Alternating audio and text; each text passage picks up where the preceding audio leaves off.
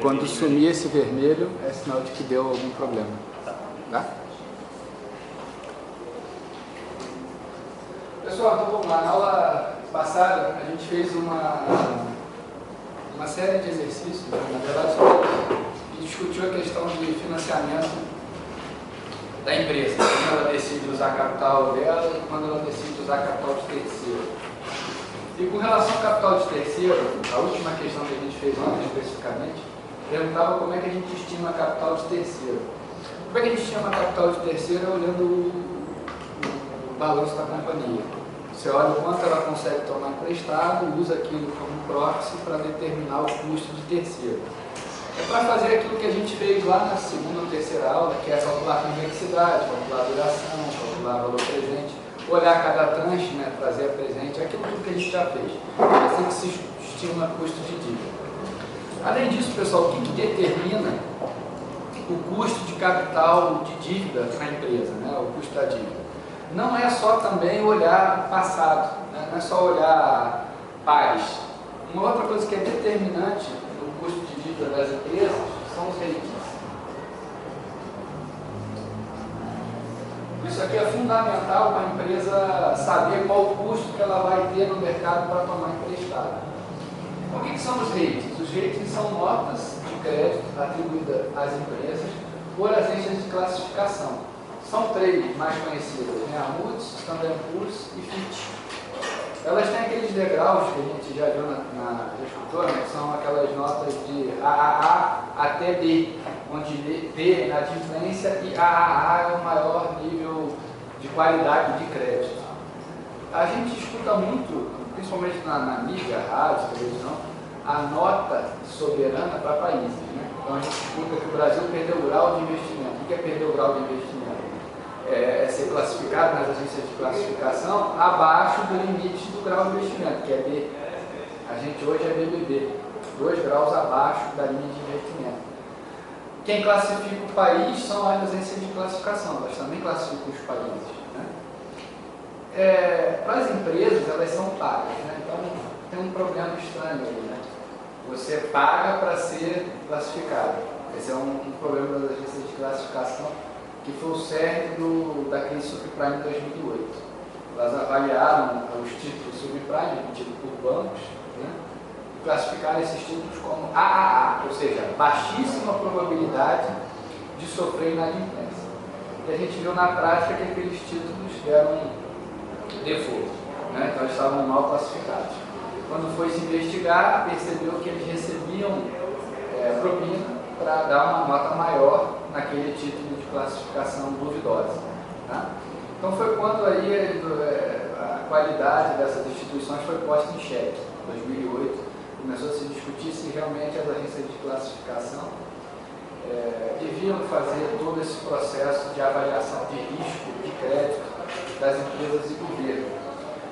Nenhuma das soluções apresentadas na época foi implementada, tanto que elas ainda continuam bastante poderosas e bastante consultadas. Então, qual era a solução que tinha sido proposta na época? Ter uma agência de classificação multinacional. Percebam vocês que tem um viés de localização forte, as três são norte-americanas. Então, em tese, você tem um viés de classificar melhor empresas que estão no seu país do que fora do seu país, né? Você tende a ter um olhar menos crítico para dentro de casa. Então, o viés de localização. Segundo, a discussão toda passou se essas agências tinham que ter fins lucrativos, né? Se não deveria ser como é o Banco Central brasileiro, como é o Banco Central americano, é um órgão mais do Estado, do governo, do que um órgão privado. É uma discussão que aqui vai longe e não teve resultado. Eu, particularmente, tenho a visão de que seria interessante você ter um desenho parecido com o Banco Central, ser um regulador, né? Você não receber para dar a nota, sim ser parte de uma regulamentação do governo, né? Comparando, assim, fazendo uma analogia, seria eu receber de vocês dinheiro para dar a nota nessa disciplina, né? No final vocês vão receber o conceito baseado no que vocês me pagaram. Então, é muito estranho, no mínimo é muito estranho. As agências de classificação foram colocadas em xeque, mas ainda assim não tem solução, porque elas continuam ditando essa dinâmica. Elas divulgam no site, cada uma delas, todas as três, a metodologia de como elas fazem a avaliação de governos e de empresas. Isso é aberto, isso é público. Tá? O que é levado em consideração no caso de empresas? Geração de caixa, capacidade da empresa de gerar caixa, nível de endividamento com relação ao caixa gerado, ou seja, EBITDA sobre juros, estrutura da empresa, se ela é muito de capital próprio ou muito de terceiros, né? Maturidade da empresa, em que local a empresa está, enfim, todas as partes financeiras que a gente viu nessa disciplina entram na avaliação de crédito das companhias. Tá? E quem dá essa nota são essas três agências. Tá? E elas fazem um ranqueamento, e aí um defeito que eu falei para vocês é esse defeito de viés. O segundo, eu recebo para classificar, e o terceiro é o que a gente chama de viés de conjunto. O que é o viés de conjunto? Quando uma dá uma nota, as outras vão atrás, e vice-versa. Em geral, quem começa a rebaixar ou a subir, ou dar upgrade, é a Moody's. A Standard & Poor's tende a ser, pelo histórico que a gente observa das classificações, a que vai atrás. Tá? Então a Moody's é a que larga na frente e a Standard & Poor's fica para trás e a gente fica no meio. Tá? Mas fato é que passa um tempo todas elas na mesma nota. É aquela questão de é melhor eu estar com todo mundo do que eu estar numa hipótese sozinho. Então você também tem esse defeito, é um defeito isso. Todas as três convergem para o mesmo resultado, mesmo que não se tenha concordância sobre ele. Tá? Então esse também é um defeito. E essas agências, como têm essa missão de classificar, elas têm um poder enorme na economia. Esse é um defeito também. Você tem três empresas com um poder grande para influenciar todo o mercado de capitais.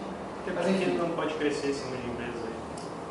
Pois é, isso se discute também, porque é quase um monopólio, né? A gente só ouve falar das três. Porque não é um investimento muito alto, né? Não é pessoas, né? Capital humano. O que falta, na verdade, né, é você criar fidúcia, né? Igual a figura do banco, você criar confiança. E é paradoxal, né? Porque elas perderam a confiança em 2008, por um breve período, e logo em seguida ninguém mais questiona o que elas fazem. Mas o que falta realmente é esse histórico, né? É muito importante para uma agência de classificação ela ter histórico de como ela fez anteriormente. Então é mais nesse quesito, nesse estrutura. E você tem que ter uma equipe também multidisciplinar bem importante, né? Você vai avaliar uma empresa, por exemplo, de farmácia, setor farmacêutico, você tem que ter na sua equipe alguém ligado a setor de farmácia. Isso é capital humano, né? É capital humano. Não, tem gente, o problema é que é caro, né? Sim. O que eu estou dizendo é o seguinte, é uma empresa de consultoria, um capital humano muito caro. É a mesma lógica de McKinsey, BEM, BCG. Podem criar outra consultoria? Podem. Mas por que a McKinsey continua forte, a BEM e a BCG? Porque elas têm mais valioso, é o histórico. Quando elas têm um histórico muito valioso, elas se dão ao luxo de cobrar muito e conseguir pagar o staff. Mesma coisa das agências de classificação. Você tem que ter um capital inicial muito forte para bancar o capital humano.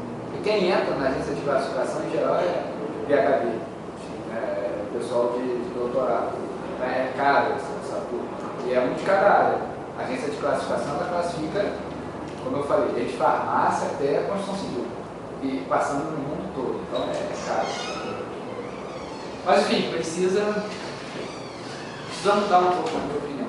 A discussão que se tem é transformar essas agências de classificação em um departamento de faculdade, de universidade. Então, por exemplo, a Harvard tem um setor só dedicado à classificação de risco. Próprios professores serem dedicados a isso.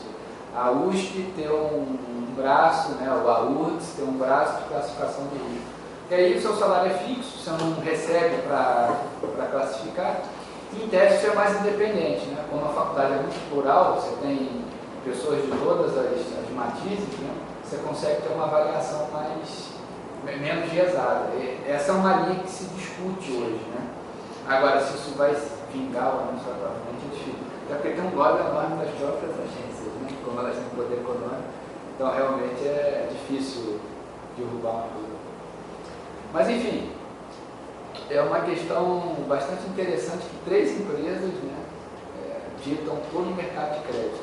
Isso é um ponto que tem que ser estudado por bastante tempo e ter solução para isso. Né? Eu sou contra socialismo, mas eu sou contra também uma concentração grande, um monopólio muito forte no setor. Isso causa distorção. Tá?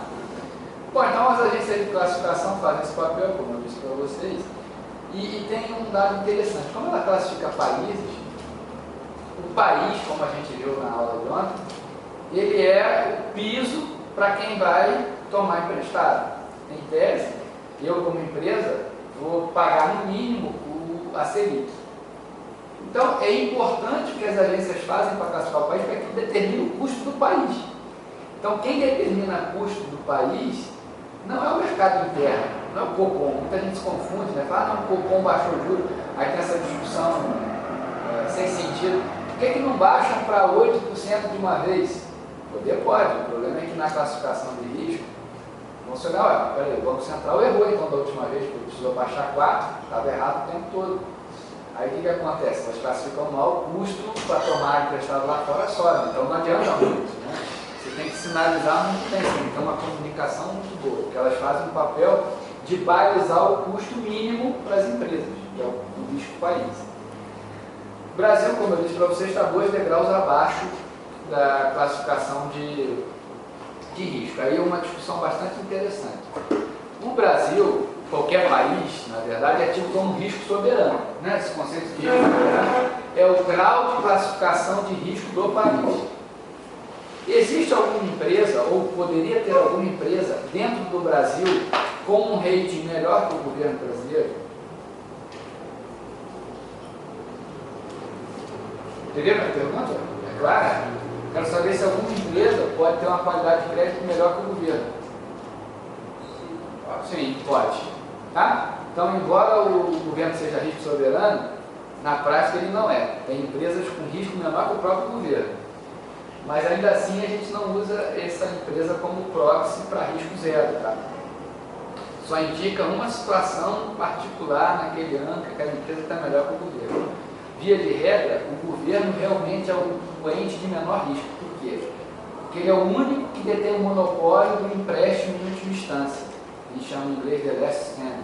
É ele que tem o monopólio de, no final das contas, se a macroeconomia não funcionar, imprimir moeda e pagar e fazer a balança de pagamento, salários, enfim, rodar. Por isso que o governo é tido como risco soberano, né, nesse sentido. Ele tem o controle do Banco Central. Tá? Mas a gente tem empresas com um rating melhor do país. Vou citar uma delas, que é até estatal também, não é estatal, é controle do governo federal, mas não é estatal, que é o BNDES. Né? O BNDES tem uma classificação de crédito A, é 2 notas abaixo da máxima. É uma classificação de risco bastante interessante. Por que o BNDES tem uma classificação de risco melhor que o governo? Porque olhando o BNDES separadamente, que é como as agências de classificação fazem, o BNDES tem um funding muito barato e um prêmio de recebimento muito alto. O que é o funding? O funding é a fonte de captação, né? Da onde o BNDES recebe dinheiro. O BNDES recebe do FAT, a maior parte, né? Que é o Fundo de Amparo ao Trabalhador. Então ele paga ao FAT algo como 2% ao ano. E empresta para os empresários a TJLP, que está ao redor de 6%. Então ele já ganha 4%. Então, realmente é um banco bastante sólido e dá lucro quase todo ano. Ele, de 60 e poucos anos, eu acho que ele teve 2 anos de prejuízo só. Tá certo? Então, ao contrário do governo federal já está no 3º ano de déficit. O governo não dá lucro, mas podemos interpretar o lucro como sendo um superávit. Tá? Então, o BNDES tem uma saúde financeira melhor que o governo. Por isso, ele tem uma nota de classificação mais alta do que o próprio governo. Tá legal? Bom, pessoal, isso então é a lógica que está por trás das agências de classificação, a lógica qualitativa. A lógica quantitativa, aí na lógica quantitativa, eu vou pedir que vocês abram a lista que eu mandei hoje. Eu queria que vocês olhassem o seguinte, ó. Dada a matriz de transição abaixo, do horizonte de uma, na questão 11, então está lá a matriz de transição, eu vou transcrever ela no quadro, tá? A,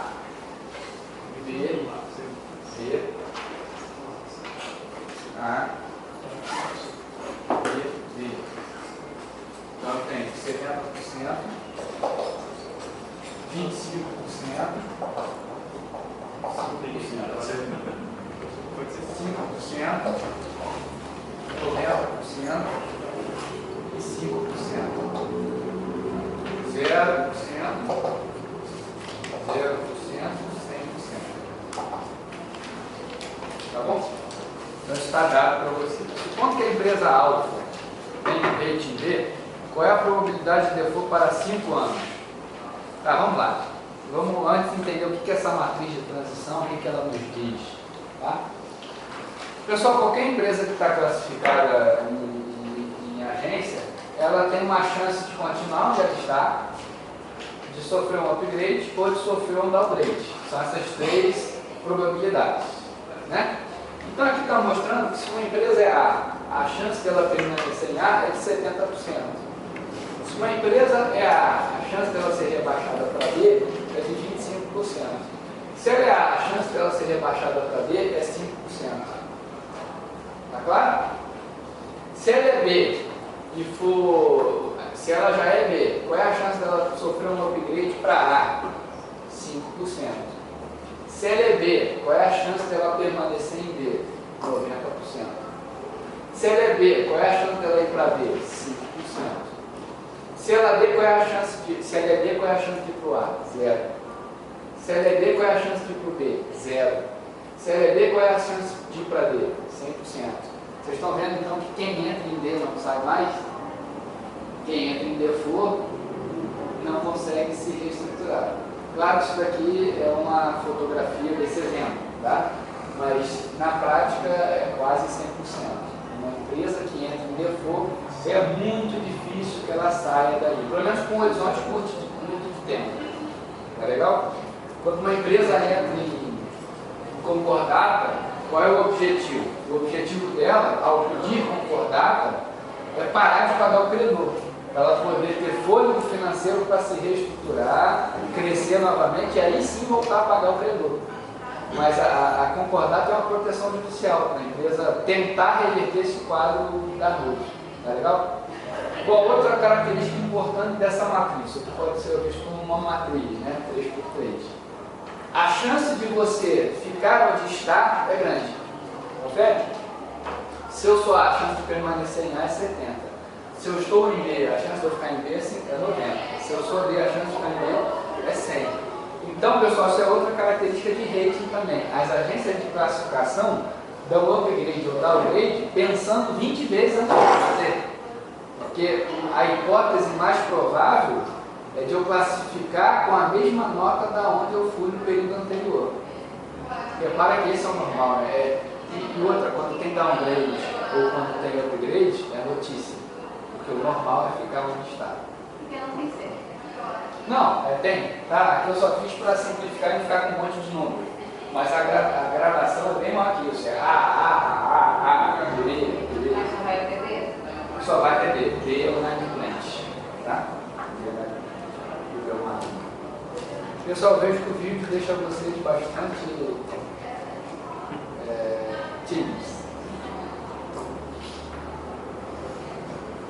Sabe que eu já tentei deixar a barba assim, a minha não ficou a toda, fica cheio de barba.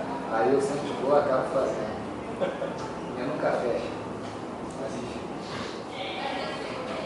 Mas eu também senti medo, né? Não tem palavrão ainda, das duas aulas. Pois é. Deixa eu ligar que o Pode ligar. É mesmo? Não percebi, talvez seja. Dá para cortar, né? Não, mas aí até eu achar o ponto onde eu falei também é meio complicado. E tá gravando ali? Tá. Mas tá boa a aula. A gravação tá ótima. Pessoal, aí olha só, me ajuda aí. Uma característica importante dessa matriz, ó, poder e ver. Meu pai tem 3 frases. Cobra que não se mexe no gole sapo. Já conhece 3 frases? Não?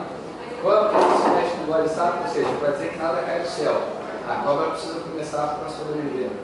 Então você tem que correr atrás para poder fazer o seu ganha-pão. A outra é o ótimo inimigo do bom. Essa eu adoro. Muita gente está querendo fazer o melhor e não entrega. Né? Então é o ótimo inimigo do bom. Por último, que é que eu estou querendo citar vocês aqui, posso ser burro, mas não sou cego. E essa é a melhor, uma das melhores. Você não pode deixar de ver. Né? Você pode até não ser muito inteligente, mas não pode deixar de ver. O que você está vendo ali que tem uma característica muito especial dessa matriz? Não sei se você consegue enxergar. Ela tem uma característica bastante interessante. Ó, vou dar uma dica assim que eu acho que pode ajudar. Essa matriz é conhecida como matriz de transição de estados. Ou seja, eu sei aonde eu estou, para onde eu vou, qual é a probabilidade de ir para cada estado. Por isso que o nome é matriz de transição de estados. Se é uma matriz de transição de estados, a soma da probabilidade de eu estar em qualquer estado tem que ser quanto? 100%, porque eu tenho que estar em algum lugar. Então, com base nisso, o que você olha enquanto eu ligo o projetor e ligo o computador?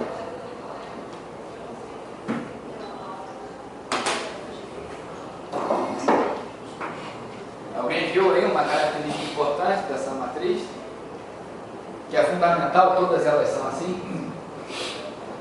Ó, isso aqui eu posso chamar de linha 1, isso aqui eu posso chamar de linha 2, isso aqui eu posso chamar de linha 3. A linha 1 soma quanto? 100%, né? Estão vendo? A linha 2 soma quanto? 100%. A linha 3 soma quanto? 100%. Ou seja, isso aqui é chamado de matriz de transição de estado, ou nome estatístico para isso, cadeia de Markov. Toda a cadeia de Markov tem como característica principal a característica que a soma das suas linhas sempre soma 1. Tá? Sempre soma 1. E aí, mais interessante é o seguinte. Opa, está meio desfocado aqui.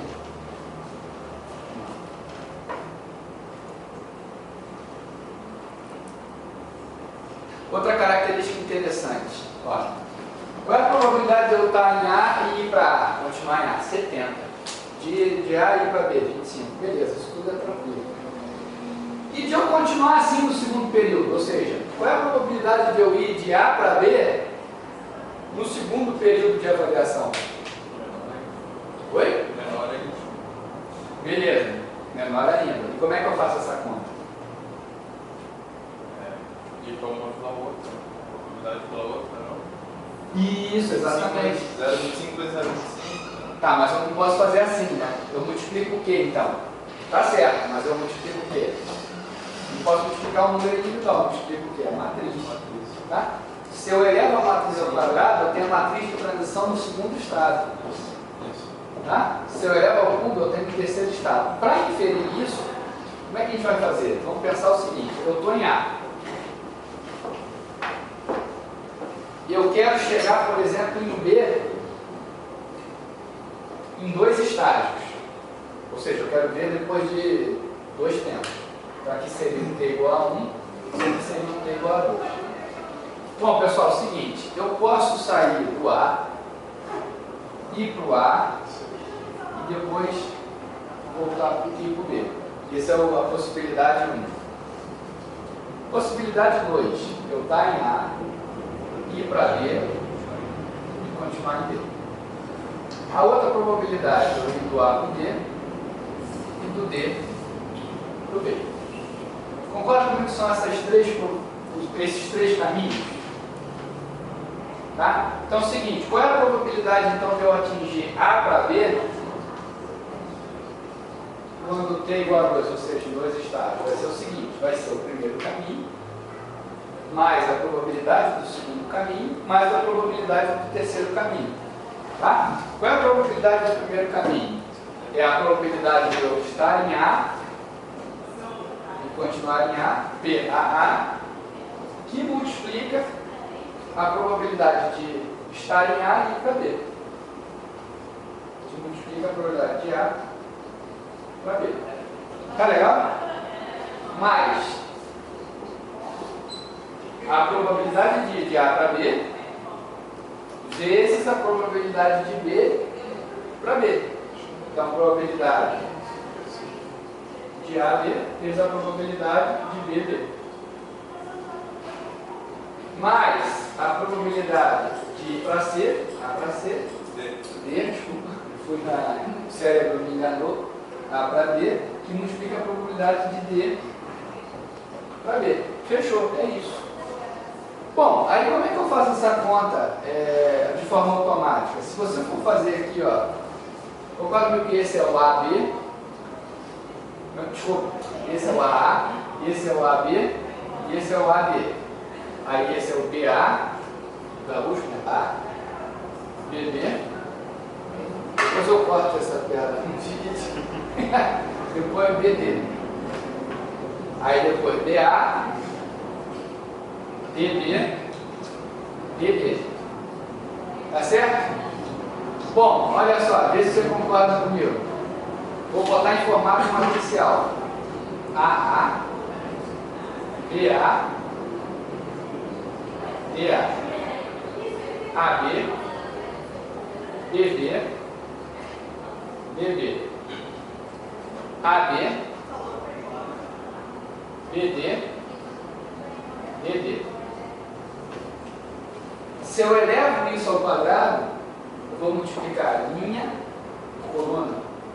Aí eu vou exatamente fazer esses cruzamentos que eu estou fazendo aqui. Tá? E quem quiser depois desenvolve, né? Mas é só eu elevar ao quadrado para eu ver que eu vou ter esses caminhos todos aqui. Se eu quiser saber o cubo, 3 períodos, aí meu B não é aqui não. Aí seria o seguinte, eu quero chegar no B. Aí eu posso do A para o A, do B, sabe? Vai dar, a matriz vai ficando cada vez maior, tá certo? Mas é importante observar que o grau da matriz te dá cada estado onde eu quero estar. É só você fazer a continha algébrica que você vai chegar lá, tá? Então o detalhe é o seguinte, se eu quero saber no segundo período, vamos fazer a continha aqui só para eu provar o que eu estou querendo, tá? P de AA é 70, que multiplica P de AB, 25, mais P de AB, 25, vezes P de BD, 90. O P de DB é 0, então nem vou fazer essa conta. Então, pessoal, isso aqui vai dar 70% vezes 25%, aí você pode me ajudar, por favor? Só que eu vou registrar esse número e vou elevar a matriz ao quadrado e vou mostrar que vai dar a mesma coisa.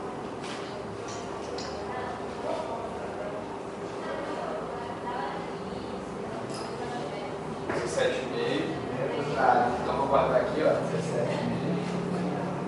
O outro é 90 vezes 25%.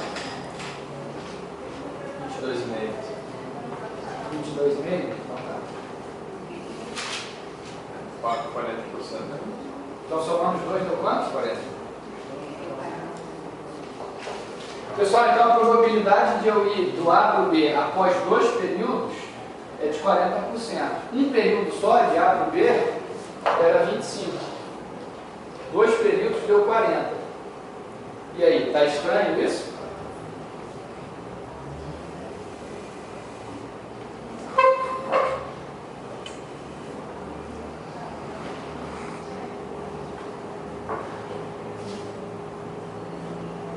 Está estranho ou não está?